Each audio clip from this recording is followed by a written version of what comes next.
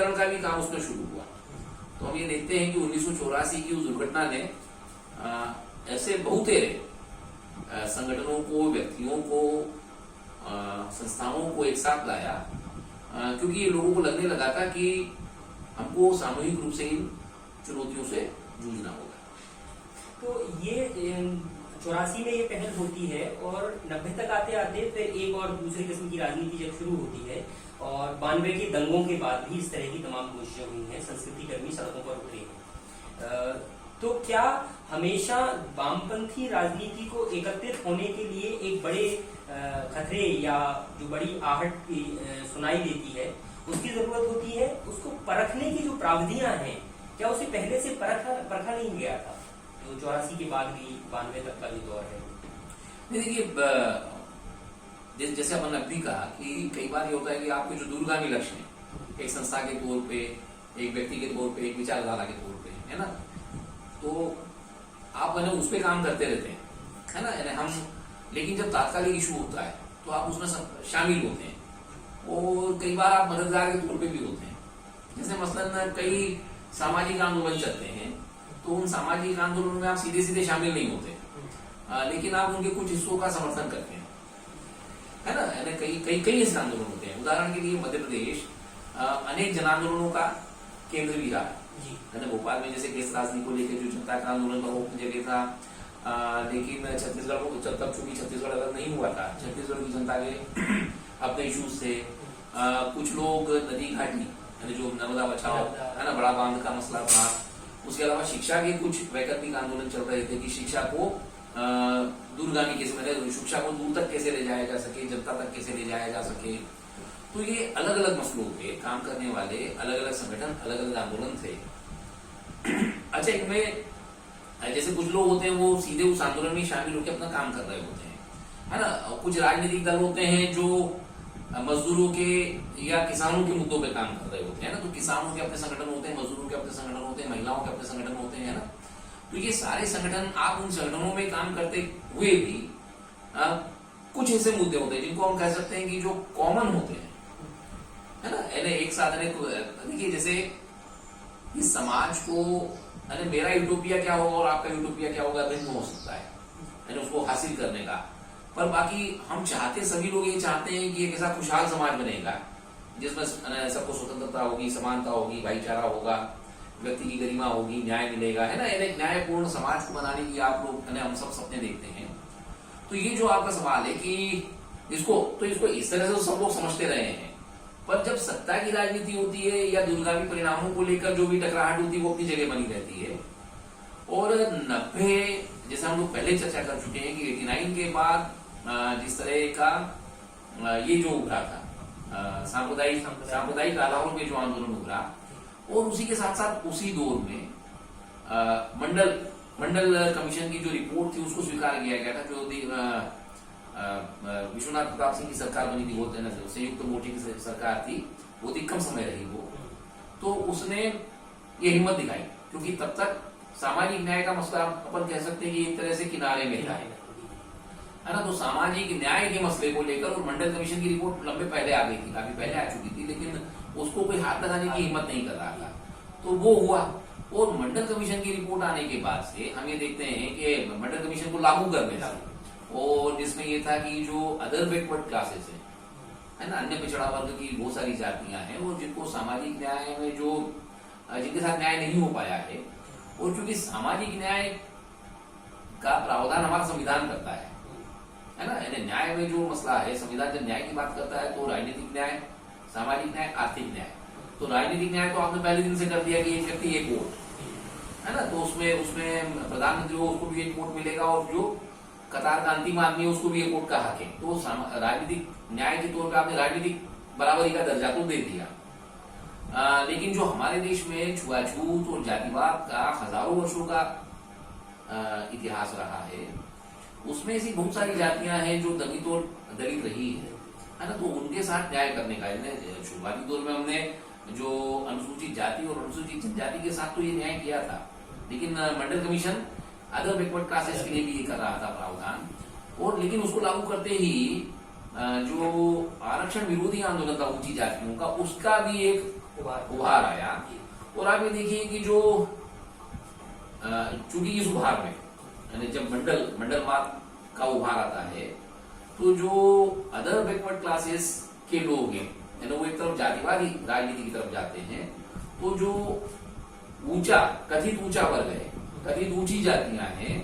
वो लोग स्वाभाविक रूप से सांप्रदायिक राजनीति की तरफ जाते हैं। तो यहां आगे हमको इसका जवाब भी मिलता है कि 90 के इर्द गिर्द कैसे सांप्रदायिक राजनीति को और बल मिलता है, क्योंकि रिएक्शन में है ना, जो ब्राह्मणवादी लोग थे वो रिएक्शन में इन दल की तरफ जाते हैं, क्योंकि ये दल जो हिंदूवादी राजनीति जब आप कहेंगे तो हिंदूवादी राजनीति में स्वाभाविक रूप से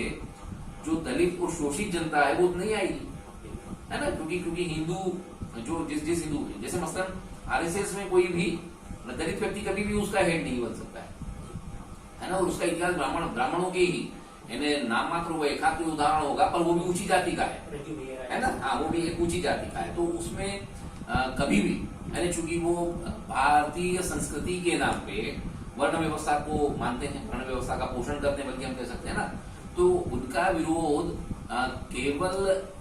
हिंदू धर्म से अलग जो धर्मों के लोग यहाँ रह रहे हैं उनसे नहीं है, उनसे तो है ही है सांप्रदायिक आधारों पे, लेकिन हिंदू धर्म के भीतर भी सैकड़ों जातियों से अरे जिनको आपने हजारों वर्षों से शोषित और एक तरफ रखा है ना छुआछूत के नाम पे, उनके साथ भी अन्यायपूर्ण उनका व्यवहार रहा है। तो इस तरह से जब ये उन लोगों की आवाज उठने लगी अदर बैकवर्ड क्लासेस की, बड़ी जातियों की, तो स्वाभाविक रूप से जो कथित ऊंचा वर्ग है, कथित ऊंची जातियां हैं, वर्ग नहीं कथित ऊंचा वर्ण है जो है ना, वो भी हिंदूवादी राजनीति की तरफ आता है, और इसलिए उसका कंसोलिडेशन है ना, उसकी फिर से हम कह सकते हैं कि उसकी स्वीकार्यता बढ़ती है। वैधता तो उसकी आज भी नहीं है, अगर हम संविधान की बात करें तो उसकी वैधता तो वो हासिल नहीं करती है, लेकिन वो स्वीकार्यता हासिल करती है ना, और जनता उसको स्वीकार करती है, एक बड़ा तबका जनता का। तो ये जो 90 के आसपास का दौर था, जैसा आप बता रहे हैं कि मंडल और फिर मंडल कमीशन लागू होता है, इसके साथ में आरक्षण की राजनीति के तहत सांप्रदायिकता की राजनीति जो है वो उभरती है। इसी दौर में नर्मदा का आंदोलन मध्य प्रदेश में चल रहा था, उससे भी संस्कृति कर्मी और काफी बड़ा तबका उसकी तरफ आकर्षित होता है। 90 के आसपास ही जो हमारे देश की अर्थव्यवस्था भी पहली बार जो हिचकोली खाती है, और 91 में आते आते तक अर्थव्यवस्था पूरी तरह खत्म होती है, और उसी तरह उसी के लिए उदारीकरण लाया जाता है। तो ये बड़े मसले थे और बहुत बड़े चेंजेस उस समय हो रहे थे। उस समय के बाद जो तुरंत राजनीति होती है उसमें सांप्रदायिकता मुझे लगता है कि केंद्रीय तत्व बना और वो केंद्र में आया। मध्य प्रदेश में भी सांप्रदायिकता विरोधी मोर्चे कई सारे उस समय बने। उस समय आप क्या कर रहे थे और कौन कौन लोग यहाँ पर सक्रिय थे इसको रोकने के लिए? देखिए, अगर अपन थोड़ा सा यानी जैसे चूंकि आपने ये 90-91 के बाद की जो आर्थिक परिस्थितियों की बात की और इसकी जो सांप्रदायिक राजनीति के उभार की हम लोग बात कर रहे थे, तो सांप्रदायिक राजनीति स्थानीय क्या कारण थे हम अभी देख चुके हैं ना, कि उसके मजबूत होने के स्थानीय कारण क्या थे। लेकिन 1991 तक आते आते अंतर्राष्ट्रीय तौर पे भी देखिए इसकी थोड़ी शुरुआत 1980 के दशक में जब हम यहाँ पर देख रहे हैं, तो जो रोनाल्ड रीगन और जो मार्गरेट थैचर थी अमेरिका और इंग्लैंड में, तो इन्होंने जिस आक्रामक तौर पे पूंजीवाद है ना, पूंजीवाद के उभार के लिए कोशिशें की थी, और उसमें एक किस्म का कट्टरपंथ था, है ना, उसमें एक किस्म का जिसको हम कह सकते हैं कि जातीय बोध वाला कट्टरपंथ था। और उसके बीच ही ये विडंबना होती है कि 1991 के आसपास समाजवादी जो खेमा था अंतर्राष्ट्रीय तौर पे वो परास्त हो जाता है। वो सोवियत रूस के जो वो थे सारे देश है, पूर्वी यूरोप के भी देश है ना, उनमें हम देखते हैं कि समाजवाद ढहता है एक तरह से। तो जो एक चुनौती समाजवाद की थी अंतर्राष्ट्रीय स्तर पे पूंजीवादी देशों के सामने, अमेरिका के सामने खासतौर से, उसके कमजोर हो जाने से, तो उसके कमजोर हो जाने से जो एक तीसरा अंतर्राष्ट्रीय स्तर पे जो तीसरा गुट था जिसको निर्गुट बोलते थे, है ना, तो निर्गुट आंदोलन तो जो था कि जो कहता था कि हम ना इधर है ना उधर है, तो ये देश भी यानी समाजवादी खेमा या एक बड़ा ध्रुव, यानी दो ध्रुव ये था जब शीत युद्ध के दौरान, है ना, तो दो ध्रुव में से एक ध्रुव समाप्त होने से अमेरिका एकमात्र चौधरी हो गया। और तब उसके सामने अगर अब ये स्वीकृत भी है और ये हम लोगों ने देखा भी है कि कि साम्राज्यवाद पसारने के लिए उसने नया तरीका ढूंढा था। और वो नया तरीका ये था कि यानी पुराना जो सामंतवाद था, जो पिछली सदियों में आया था, साम्राज्यवाद था जो पिछली सदियों में आया था, उसके लिए आपको सैनिक आक्रमण करने होते थे, आपको जाना होता था, है ना। लेकिन 1990 के बाद से यानी सोवियत खेमे के प्रभाव और अमेरिका के ज्यादा महत्वपूर्ण हो जाने से जो आर्थिक साम्राज्यवाद का जो आया मसला, और जिसमें उन्होंने निजीकरण, उदारीकरण और भूमंडलीकरण की बात की। तो भूमंडल है ना कि एक यानी बाजारवाद का एक दौर आया, और बाजार के लिए जरूरी नहीं था आप जो वित्तीय पूंजी थी, तो वित्तीय पूंजी तो कैसे भी जा सकती है ना। और उसी दौरान हम दो चीजें और देखते हैं कि एक तो जो कभी कल्पना में नहीं रहा होगा लोगों के, कि श्रम की बजाय सेवा क्षेत्र का महत्व बढ़ा, है ना। चूंकि कंप्यूटर्स आए तो श्रम आधारित जो मसले थे वो कम होंगे, वो सेवा आधारित जो सर्विस सेक्टर आपका बढ़ता है, और प्रौद्योगिकी में एक अजीब सा विकास होता है, यानी खास तौर से इंफॉर्मेशन टेक्नोलॉजी में। तो इंफॉर्मेशन टेक्नोलॉजी के माध्यम से जो वित्तीय पूंजी का प्रसार होता है ना। तो ये जो अपन बात कर रहे हैं कि उन्होंने एक जिसको न उदारवाद कहा, और जिसमें उन्होंने पूंजीवाद का नया रूप था ये, है ना, उसको वृद्ध पूंजीवाद भी कहा गया। तो इस तरह का जो नया साम्राज्यवाद आया, उसमें चूंकि संस्कृति को वो संस्कृति के माध्यम से भी आ रहा था, उसका जरिया जो था, चूंकि इंफॉर्मेशन टेक्नोलॉजी था, टेलीविजन था, सिनेमा था, इस तरह की जो चीजें थी, तो स्वाभाविक रूप से वो संस्कृति के माध्यम से आता था, उसका कैरियर संस्कृति था। और संस्कृति को देखिए, संस्कृति में हम लोग कई बार केवल कला संस्कृति के वो जो अनुशासन नहीं, लेकिन जो धार्मिक संस्कृतियां हैं उनको भी कैसे मैनिपुलेट करना है। और इसलिए हम देखते हैं कि 91 के बाद जो हमारी सरकार थी, उसमें तो कांग्रेस की सरकार थी, और कांग्रेस की सरकार उन आर्थिक एजेंडे को लाती है नव उदारीकरण के। और तब के जो भारतीय जनता पार्टी के लीडर्स थे, उन्होंने ये बात कही भी थी कि इन्होंने तो हमारी आर्थिक नीति छोड़ दी, क्योंकि इस पे तो वो लोग अपना वो समझते थे, कब्जा समझते थे, है ना। तो 1991 में ये जो बदलाव होता है, ये अंतर्राष्ट्रीय परिस्थितियों के कारण हुआ, और उसमें स्वाभाविक था कि आज नहीं तो कल जो पहले से ही उसकी हिमायत कर रहे थे उनको, और प्लस वो सांस्कृतिक रूप से भी एकीकरण, एकीकरण नहीं कहना चाहिए बल्कि एक रंगीकरण, है ना। हमारी जो विविध रंगी संस्कृति है ना, जैसे अपन पहले बात कर चुके कि एक धर्म के भीतर भी वो विविध है ना। पश्चिम बंगाल में रहने वाला जो हिंदू धर्म को मानने वाला व्यक्ति है, उसका खान पान रहन सहन जैसा होगा, वैसा का वैसा केरल का हिंदू का नहीं होगा, है ना। कश्मीर के हिंदू का और चेन्नई के हिंदू का नहीं होगा, या यही बात मुसलमानों में या ईसाइयों में या किसी भी धर्म के अनुयायियों के लिए कही जा सकती है ना। क्योंकि आपकी आबोहवा भिन्न है, आपके रहन सहन भिन्न है। तो बल्कि पश्चिम बंगाल में अगर सांस्कृतिक रूप से हिंदू और मुसलमान एक जैसे होंगे,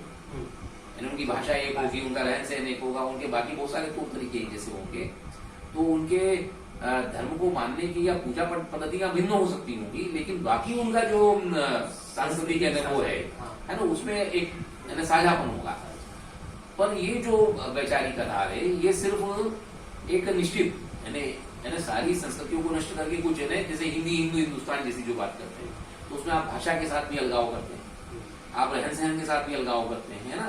तो ये जो परिवर्तन आया, तो इसको समझते हुए जो आपने जो मुख्य बात की इसमें कि कैसे, तो यहाँ पर जब 1992 में जब बाबरी मस्जिद को ढहा दिया गया और भारत भर में बहुत सारे सांप्रदायिक दंगे हुए, कई स्थानों पे हुए, और उस समय खतरे को, उससे पहले जब ये रथ यात्रा चली थी तब भी हुए थे, यानी 1 वर्ष पहले जब रथ यात्रा चली थी, तो रथ यात्रा के समय भी जहां जहां से रथ यात्रा गुजरती थी वहां उकसाने वाले भाषण दिए जाते थे, या धर्मों के आधार पे लोगों के बंटने के या उग्र रूप से उनके एकत्रित होने के तौर तरीके शुरू कर दिए गए थे, है ना। उनको निकाल दिया गया था, इस तरह की व्यवस्थाएं की जाने लगी थी, और 92 में तो ढहाई दी गई, है ना। तो जो ढांचे को ढहा दिया गया बाबरी मस्जिद के, उसके बाद जो देश भर में दंगे हुए,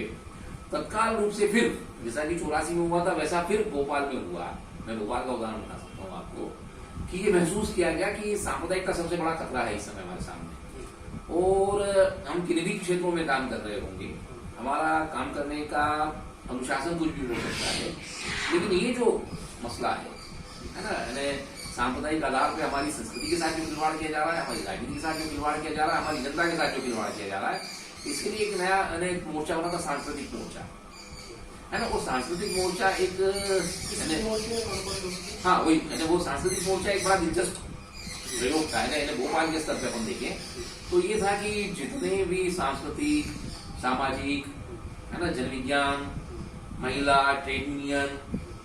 हाँ, ऐसे अलग अलग क्षेत्रों में जो भी काम कर रहे थे वो अपने अपने क्षेत्रों में काम कर रहे थे, लेकिन सांस्कृतिक मोर्चे में वो सारे के सारे समाहित थे।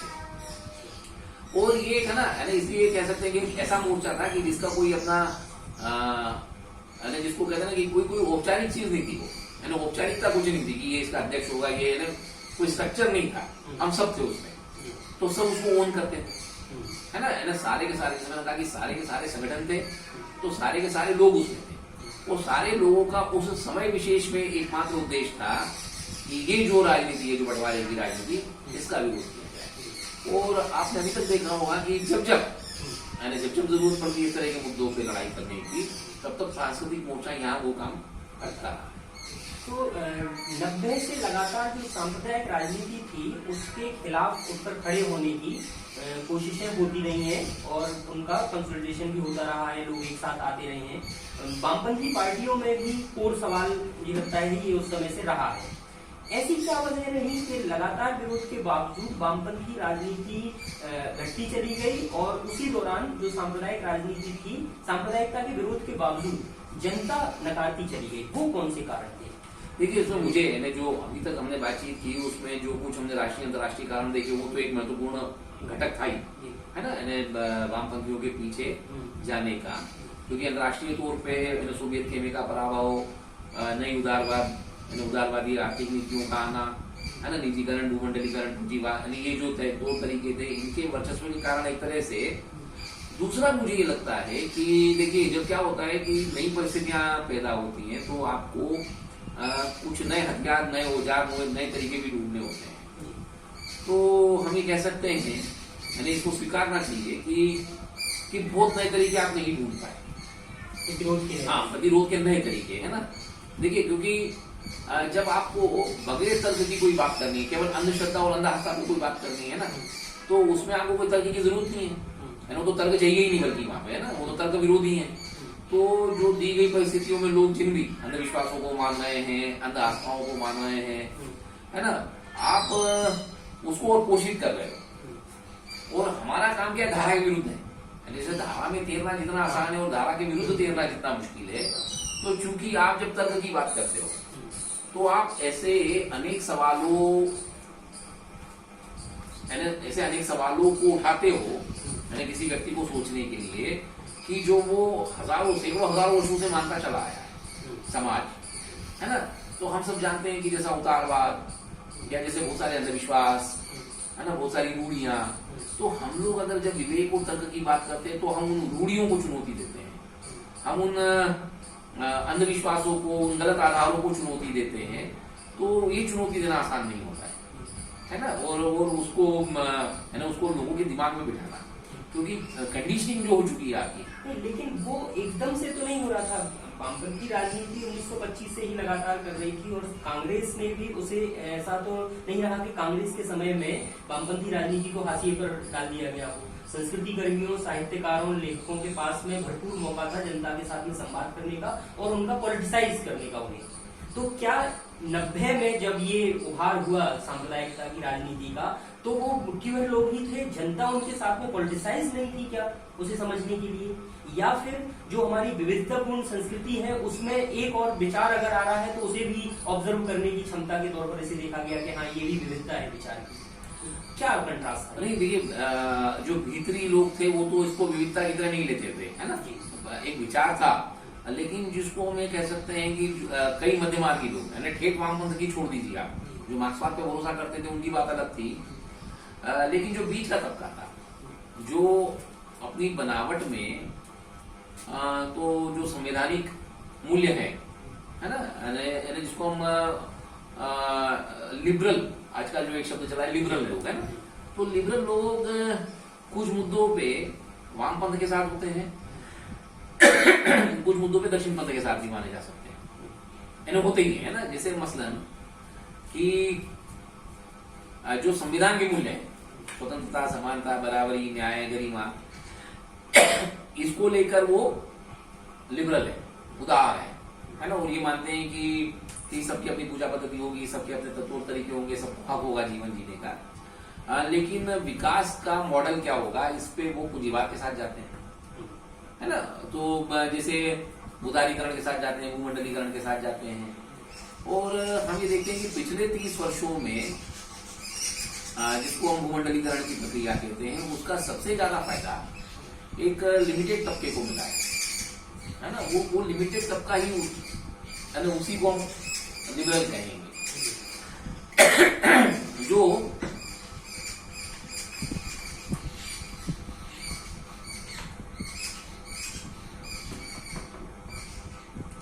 है ना उदार लोग है ना विकास के स्तर पे, जैसे आपने पहले जिक्र भी किया था, तो हमारे यहाँ ये बहस भी हमेशा बनी रही है कि विकास का मॉडल क्या होना चाहिए, है ना। क्योंकि भारत एक गरीबों का देश है, यानी संसाधन के रूप में हम अमीर हैं, लेकिन जनता के रूप में हम गरीब हैं। तो आप उन संसाधनों का उपयोग व्यापक जनता के पक्ष में करके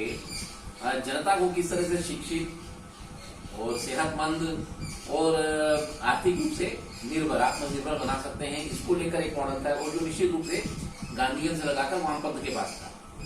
है ना, जिसमें सर्वहारा वर्ग की बात होती थी या कतार ज्ञान की मानवी की बात होती है। लेकिन जो दक्षिणपंथी पूंजीवादी राजनीतिक विचारधारा है, वो सदैव से ही मानती है कि अगर ऊपर का एक तबका अमीर हो गया तो ट्रिकल डाउन थ्योरी चलती है ना। तो ट्रिकल डाउन थ्योरी में ये होता है कि वो छन के आएगा, नीचे आएगा, वो छन के नीचे तक आएगा। तो पर लेकिन हम देख रहे हैं कि पिछले 30 वर्षों में छन के नहीं आए, है ना। क्योंकि सरकार के अपने जो आंकड़े आते हैं कि एक अनुपात 1:73 हो गया, 73 जो प्रतिशत आपके संसाधन है, उसमें महज 1% लोगों का हिस्सा है ना। और जो हमारी गरीबी और अमीरी के बीच की जो खाई है, वो डरावनी है।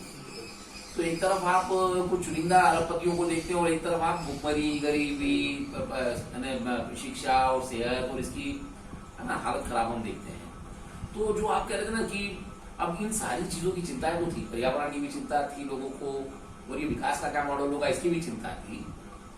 लेकिन जिस तरह से नई टेक्नोलॉजी आ रही थी, तो उससे जो मूल्य विकसित हो रहे थे, और दूसरी तरफ ये जो नया साम्राज्यवाद आ रहा था उसके माध्यम से, मुझे ये लगता है व्यक्तिगत रूप से कि ये सारे दबाव इतने सारे थे कि जिसके बीच आपके जो परंपरागत तौर तरीके थे प्रतिरोध के, वो उतने काबिल नहीं रह गए। आज भी देखिए आप धरना है ना, आप हाँ उसके बाद जब भी तो आप अभी आप जैसे धरना है, देखिए जैसे गांधी की प्रासंगिकता ये है ना आजादी के आंदोलन में, कि वो बहुत नए तरीके लाए, है ना। जैसे सत्याग्रह लाए या सविनय अवज्ञा लाए, है ना, या जैसे मान लीजिए एक जब उन्होंने नमक का, तो गांधी से आप कितना भी आप उनके पक्ष या विपक्ष में हो सकते हैं गांधी के, है ना, लेकिन गांधी ने जितने भी